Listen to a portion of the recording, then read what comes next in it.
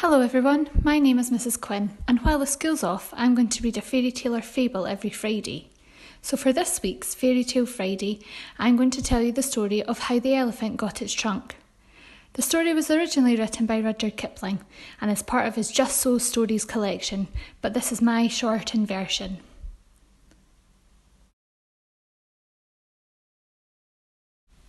So let's begin. How did the elephant get his trunk?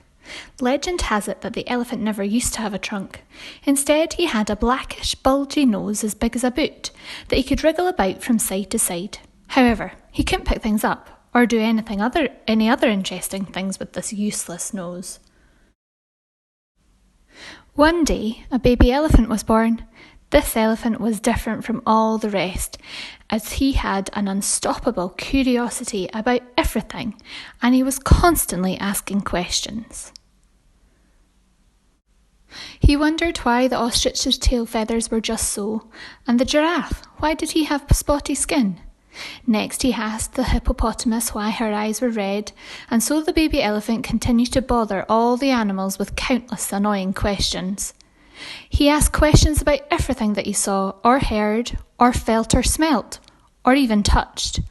The most frustrating unknown for this baby elephant was the mysterious question of why, or what, does the crocodile have for dinner? He finally stumbled across a kolokolo bird, who said with a mournful cry, "Go to the banks of the great, grey-green, greasy Limpopo River, all set about with fever trees, and find out for yourself." And so the baby elephant set off, taking with him a gigantic bunch of bananas, 100 pounds of sugarcane, and 7 melons.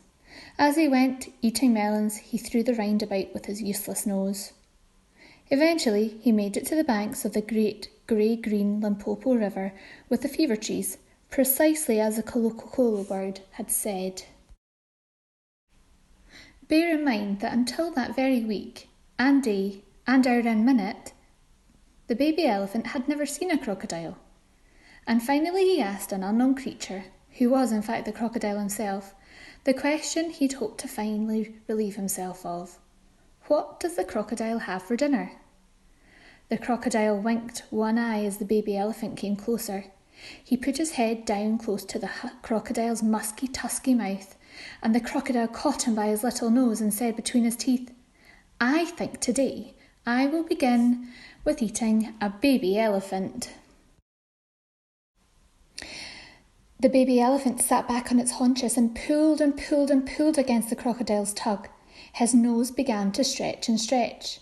The crocodile thrashed his tail like an oar, and he pulled and pulled and pulled, and at each pull the elephant's nose grew longer, and it hurt.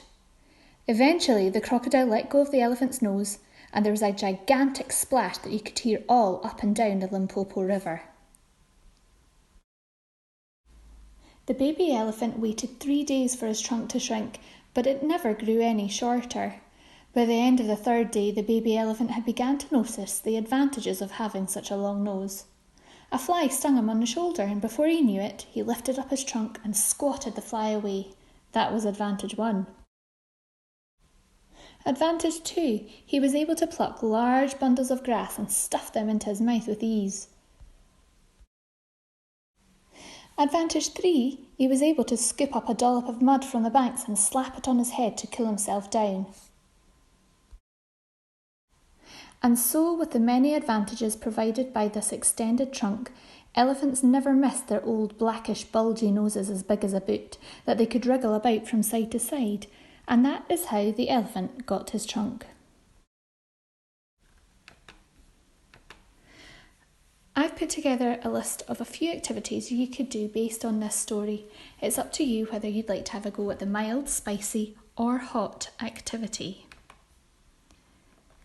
For a mild activity, draw a picture of an African elephant and label its main features. You might have to look this up on the internet. For a spicy level activity, the story mentions the advantages of having a trunk. Create your own list of pros and cons of having a trunk. And hot activity, research the different species of elephants using books or the internet, and then create a poster or fact file about them. Now, I hope you've enjoyed listening, and I'll see you next Friday. Bye.